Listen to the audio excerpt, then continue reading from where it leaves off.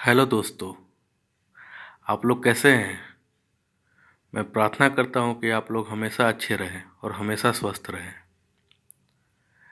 आप लोग की प्रिपरेशन जैसे तैसे ऑनलाइन बहुत मेहनत से आप लोग कंप्लीट किए हैं और कंप्लीट कर रहे हैं। मुझे उम्मीद है कि आप बहुत अच्छे से इस पूरे सिलेबस को इस लॉकडाउन पीरियड में कंप्लीट करके अपने आने वाले फाइनल एग्ज़ाम में अच्छे नंबर से उत्तीर्ण होकर पास होंगे। तो मैं यहाँ पे इलेक्ट्रॉनिक्स कंपोनेंट एंड मटेरियल के रजिस्टर यूनिट का न्यूमेरिकल कुछ कंप्लीट कराने जा रहा हूँ। तो आइए देखते हैं न्यूमेरिकल। फर्स्ट न्यूमेरिकल है a piece of 10 centimetre cube, है ना। 10 सेंटीमीटर क्यूब यानी कि पक्का ये वॉल्यूम है। तो a piece of 10 centimetre cube of copper having a specific resistance of 1.7 into 10⁻⁻6 ohm centimetre. ध्यान दीजिएगा यहाँ पे क्या है, यूनिट मेरा क्या है, ओम सेंटीमीटर। यानी कि ये स्पेसिफिक रेजिस्टेंस जो है वो क्या है, रेसिस्टिविटी है। ओम सेंटीमीटर किसका यूनिट होता है या ओम मीटर किसका यूनिट होता है, रेसिस्टिविटी का। तो 1.7 इंटू 10⁻⁻6 ये रेसिस्टिविटी दिया हुआ है फर्स्ट। अब हमें रेसिस्टेंस निकालना है। फर्स्ट कंडीशन ये है कि draw into a wire of 100 metre length. उस वायर का लेंथ कितना होगा, 100 मीटर। वॉल्यूम ये दिया हुआ है और 100 मीटर लेंथ होगा। सेकंड कंडीशन है जिसमें रेजिस्टेंस का वैल्यू निकालना है। सेकंड कंडीशन ये है कि रोल्ड इनटू ए स्क्वायर प्लेट। उसे रोल्ड करके स्क्वायर प्लेट में कन्वर्ट किए, स्क्वायर प्लेट, और जिसका साइड कितना है 20 सेंटीमीटर। तो स्क्वायर प्लेट यानी कि उसका लेंथ और विड्थ सब सेम होगा ना। तो दोनों साइड एल इंटू बी दोनों का दोनों 20 सेंटीमीटर होगा। स्क्वायर का, रेक्टेंगुलर का अलग अलग होता है। Determine the resistance of the wire and resistance between the opposite face of the plate. एक तो इस वायर का रेसिस्टेंस निकालना है, दूसरा इस अपोजिट बिटवीन द फेस, जब रेजिस्टेंस का अपोजिट फेस जो है इस प्लेट का, स्क्वायर प्लेट का, उसका क्या होगा। पहले बात कि रेजिस्टेंस का फॉर्मूला क्या होता है, resistivity into length into area. Resistivity दिया हुआ है दोनों कंडीशन में, रेसिस्टिविटी क्या है 1.7 इंटू 10⁻⁻6 ओम सेंटीमीटर। तो रेसिस्टिविटी दिया हुआ है ओम सेंटीमीटर, इसको ओम मीटर में कन्वर्ट कर दिया 10⁻⁻2 से मल्टीप्लाई करके। फर्स्ट कंडीशन में लेंथ दिया हुआ मेरा 100 मीटर। अब आता है वॉल्यूम मेरा कितना दिया हुआ है 10 सेंटीमीटर क्यूब। इसको मीटर क्यूब में कन्वर्ट करेंगे तो कितना हो जाएगा 10⁻⁻5 मीटर क्यूब, है ना। अब एरिया क्या होगा इस वायर का, volume divide by length. Length कितना दिया हुआ है 100, है ना, फर्स्ट कंडीशन में 100। तो वॉल्यूम डिवाइड बाय लेंथ करेंगे तो एरिया आ गया। अब रेजिस्टेंस बराबर क्या होगा, resistivity L divide by area. Resistivity पता है हमें, एल पता है हमें, एरिया अभी निकाला मैंने, ये आ गया 17 ohm answer. Second condition area of plate. अब जो स्क्वायर प्लेट बनाया था मैंने उसका एरिया क्या होगा, दोनों साइड को मल्टीप्लाई कर देंगे L into B. L into B तो क्या हो जाएगा 400 सेंटीमीटर को, इसको मीटर क्यूब में कन्वर्ट कर दिया मैंने तो इतना आ गया। अब वो जो प्लेट है, स्क्वायर प्लेट है, उसका थिकनेस कितना होगा, है ना, क्योंकि उस रेजिस्टेंस का थिकनेस से ही उसका निकालेंगे कि रेजिस्टेंस कितना होगा, है ना। क्योंकि ये स्क्वायर प्लेट है तो लेंथ, ये स्क्वायर प्लेट है तो लेंथ इंटू विड्थ ये तो दिया हुआ है, इससे एरिया निकल गया। और उसका थिकनेस जो है वो थिकनेस से ही मेरा वॉल्यूम डिवाइड बाय, अब वॉल्यूम तो दोनों दोनों कंडीशन में सेम होगा, है ना।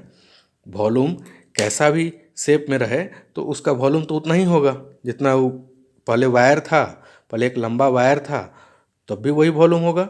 उसको स्क्वायर प्लेट में कन्वर्ट कर दिए तब भी वॉल्यूम उतना ही होगा।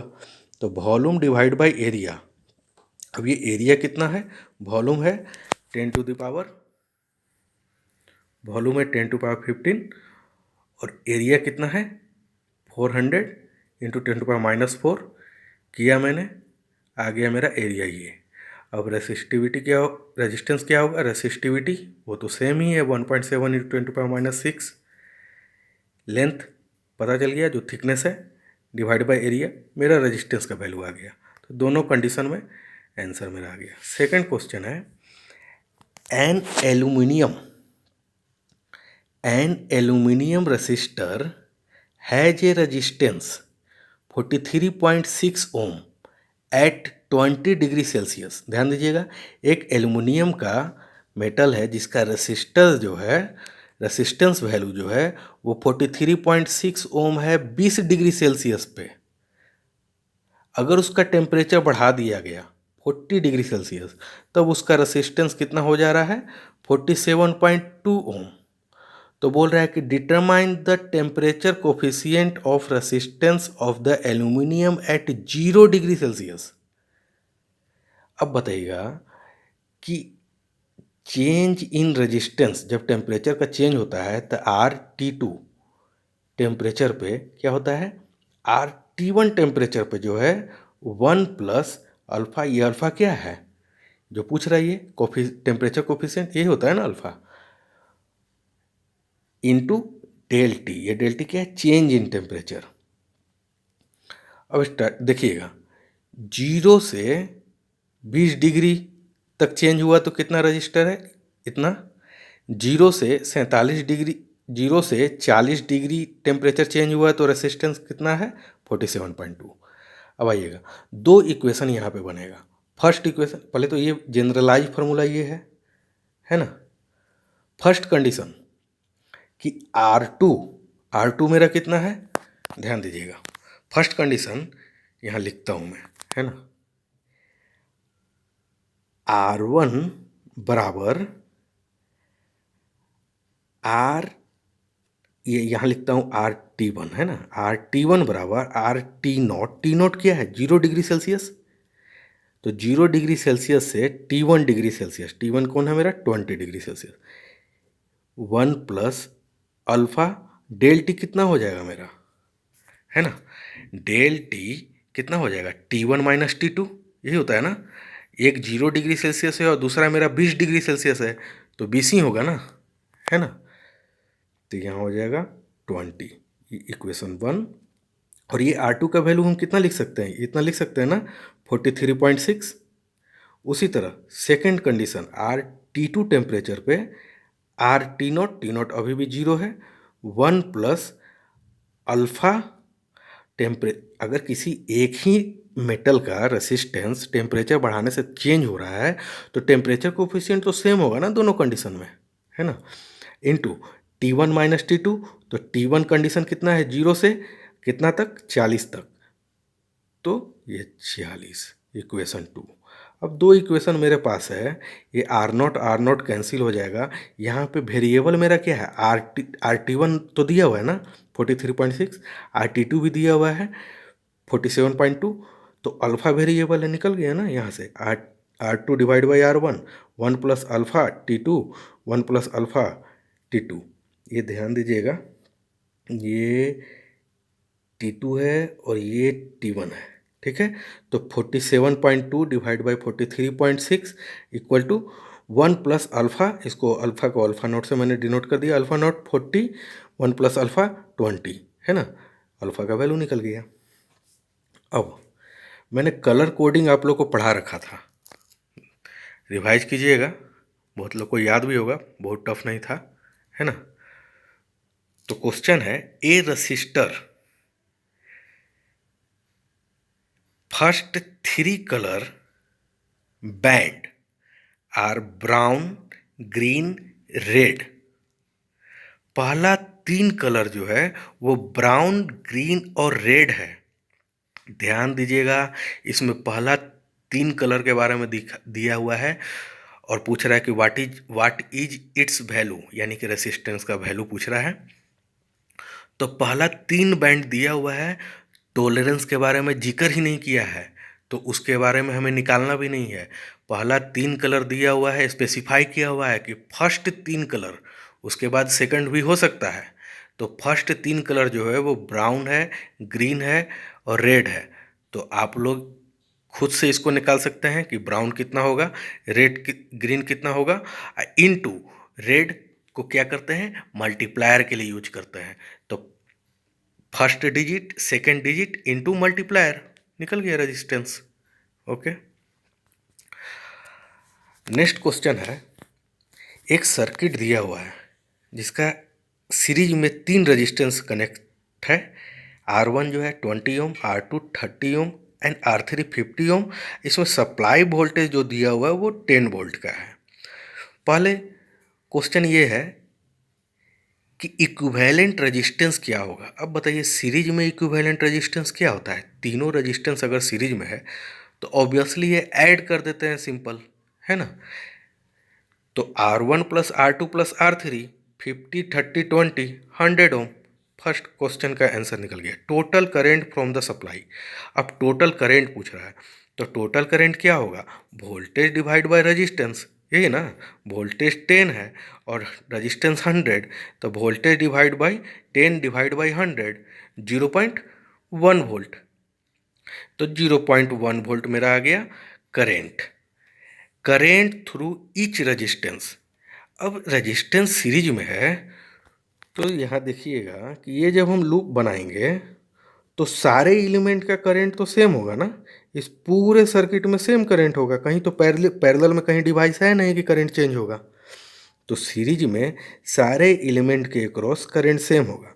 The current through each resistor जो 0.1 करंट आया, इस लूप में 0.1 करंट अगर मूव कर रहा है तो इस R1 रजिस्टर्स के क्रॉस भी 0.1, R2 के क्रॉस भी 0.1, R3 के क्रॉस भी 0.1। अब next, voltage drop across each resistor. अब वोल्टेज बराबर क्या होता है, रेजिस्टेंस इनटू करंट ना। रेजिस्टेंस कितना है 20 ओम और इसके अक्रॉस करंट कितना है 0.1।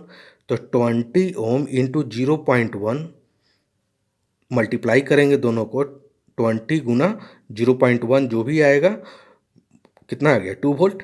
तो 2 वोल्ट इस रेजिस्टेंस के क्रॉस ड्रॉप होगा, वो रेजिस्टेंस 2 वोल्ट का ड्रॉप करेगा।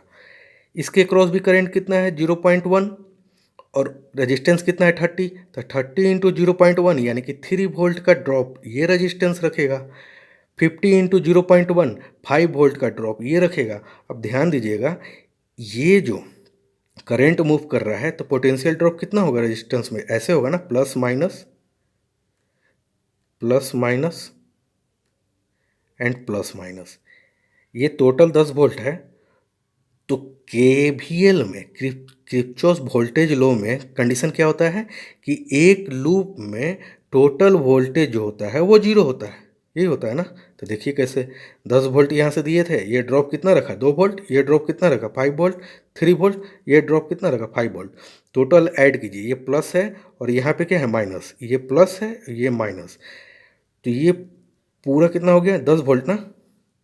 ये प्लस यहाँ और यहाँ माइनस, यहाँ प्लस और यहाँ प्लस यहाँ माइनस, दोनों अपोजिट डायरेक्शन में हो गया ना। ये प्लस माइनस और यहाँ पे प्लस माइनस, तो टोटल दोनों अपोजिट डायरेक्शन में, तो लूप करंट 0 है ना। V1 plus V2 total current 0। तो ये वेरीफाई करने के लिए था। तो यहाँ V1 निकल गया, V2 निकल गया, V3 निकल गया, 2 वोल्ट 3 वोल्ट और 5 वोल्ट। पर क्वेश्चन यही था कि वोल्टेज ड्रॉप निकालना है ईच रेजिस्टेंस के cross. Power dissipation in each resistor. सारे रजिस्टर R1 R2 R3 के क्रॉस पावर निकालना है, यानी कि PR1 PR2 एंड PR3।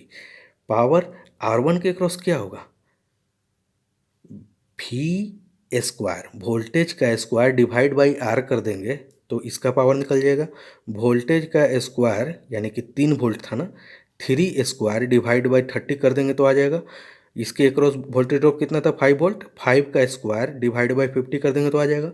एक तो पावर का फार्मूला ये है, दूसरा फार्मूला क्या है, करेंट का स्क्वायर इंटू रजिस्टेंस। इसके क्रॉस करेंट कितना है 0.1, 0.1 इंटू 20, 0.1 इंटू 30, 0.1 का स्क्वायर इंटू 50, स्क्वायर करना है ना, करेंट का स्क्वायर, करेंट का स्क्वायर, ये तीनों में करेंट सेम होगा ना 0.1, तो करेंट का स्क्वायर इंटू 20, करेंट का स्क्वायर इंटू 30, करेंट का स्क्वायर इंटू 50, दोनों कंडीशन में, दोनों फार्मूला में V square divide by R लगाइए, पी बराबर, या आई स्क्वायर आर, दोनों कंडीशन में पावर सेम आएगा। ठीक है, तो ये रेजिस्टेंस, और यहाँ पे दिख नहीं रहा था, P बराबर V square divide by R या I square divide by I square into R, है ना, दोनों कंडीशन में पावर सेम आएगा।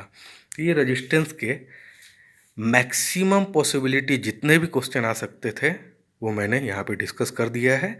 ये 4 क्वेश्चन, 4 क्वेश्चन में सारे से रिलेटेड जितने भी क्वेश्चन बन सकते थे मैंने बना लिए। कलर कोडिंग के डिफरेंट क्वेश्चन दिया मैंने, थोड़ा कॉम्प्लिकेटेड टाइप का, कोई स्पेसिफिक पूरे के पूरे क्वेश्चन में स्पेसिफाई नहीं किया है क्या है, तो ये थोड़ा ट्रिकी है कि फर्स्ट 3 बैंड, यानी कि आपको समझना होगा कि ये बाद के बैंड के बारे में डिस्कस नहीं कर रहा है जो टॉलरेंस और ये गोल्ड सिल्वर के रूप में दिए हुए रहते हैं, टॉलरेंस का डिकर नहीं कर रहा है, यानी कि फर्स्ट 3 बैंड का डिजिट बात कर रहा है, यानी कि ये होगा first digit, second digit and this is multiplier. Okay, thank you दोस्तों, आप लोग सेफ रहें, सुरक्षित रहें।